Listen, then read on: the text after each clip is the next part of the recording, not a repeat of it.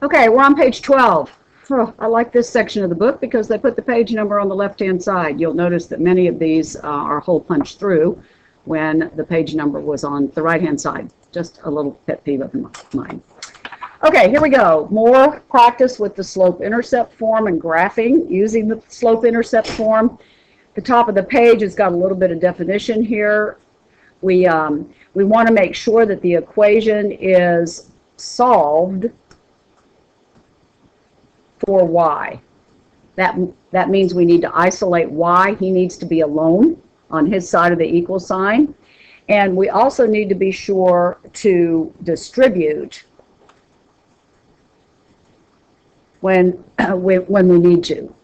So we have to actually distribute to all of the terms in the equation. So let's look at this guy. We're gonna do like we did on the last page. We hope to graph him. We've got to come up with the slope and the y-intercept. But this is not in y-intercept form. The y is not by himself. He's got the x term attached to him. So we need to get him into y is equal to mx plus b format before we can do the graphing. So that means we're going to have to subtract 2x from both sides. Then we end up with y is equal to minus 2x, write the x term first, plus 4. Now this looks good because we've got the slope right here and we've got the y-intercept right here, just like we did on the previous page. So the slope is negative 2 over 1. That tells us which way the line's going to go. And the y-intercept, the b, is a positive 4. Now we can go over here and we can sketch our graph. So we're going to go to positive 4.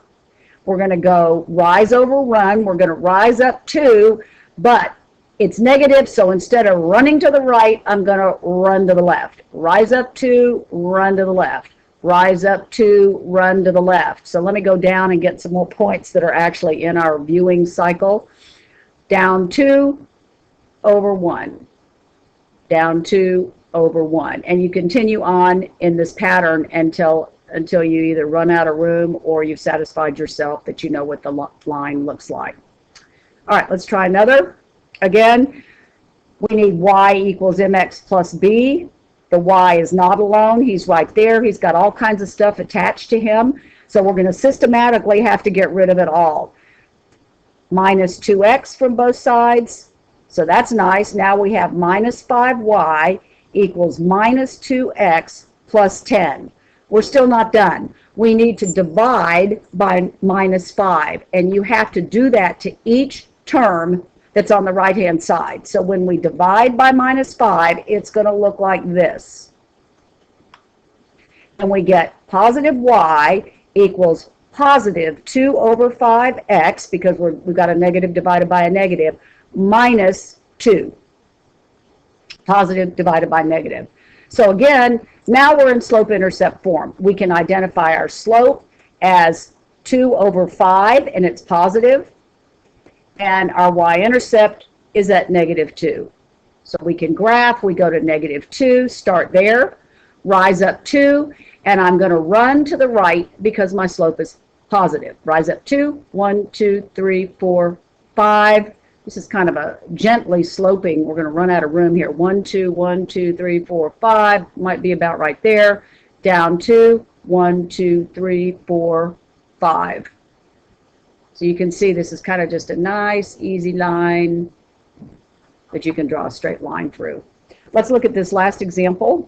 Again, he's not in slope-intercept form. Y is equal to mx plus b. The y is not alone. I've identified where he is. He's right there. I'm going to subtract x from both sides. And we get minus 2y is equal to minus x plus 4. Again, we've got to divide every single term by minus 2. We end up with y equals, and negative divided by negative is positive, and the coefficient of x is 1. So this slope is 1/2 x minus 2. X divided by 2 is the same thing as 1/2 times x. And we want to write this with a fractional coefficient. So we can pluck him off and say, yep, got my slope. My slope is rise over run, and it's positive.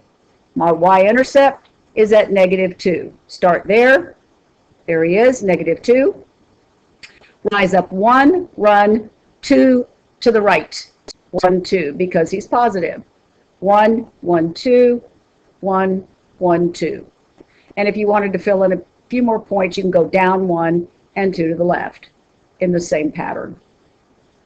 And there's our fine looking graph. Let's see, how are we doing on time? Yeah, let's go ahead and stop on this page, and we'll certainly carry on. Always more math problems. Thanks for watching.